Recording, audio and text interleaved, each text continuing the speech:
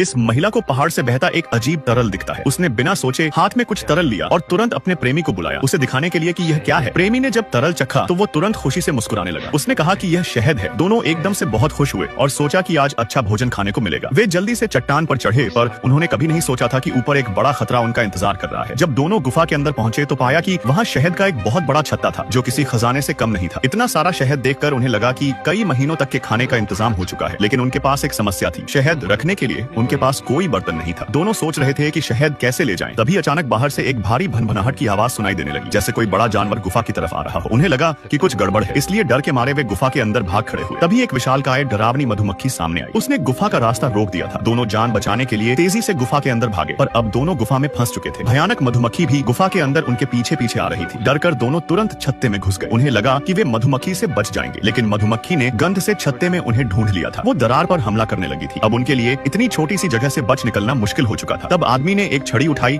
और उससे मधुमक्खी को भगाने की कोशिश की। मधुमक्खी ने कुछ देर के लिए हमला रोक दिया था, लेकिन फिर उसने दरार पर लार छोड़ना शुरू कर दिया। वो चिपचिपी लार फैलाकर धीरे धीरे एक दीवार बनाने लगी, जिससे दोनों छत्ते के अंदर कैद हो चुके थे। तभी आदमी को एक विचार आया। उसने सूखी टहनियों और पत्तियों को इकट्ठा किया और अगले ही पल जल्दी से आग लगा दी। आग तेजी से फैलने लगी थी, जिससे मधुमक्खी का मोम का खोल धीरे धीरे पिघलने लगा और मोम की दीवार में एक बड़ा छेद बन गया था, जिससे बाहर जाने का रास्ता दिखने लगा था। लेकिन तभी सारी आदमखोर मधुमक्खियां भी गुफा के अंदर लौट आईं। अब उनके पास केवल एक ही मौका बचा था। दोनों ने पूरी ताकत से छत्ता तोड़ा और दूसरी तरफ भाग निकले। आज तो दोनों मधुमक्खियों का भोजन बनने से बाल बाल बच गए थे।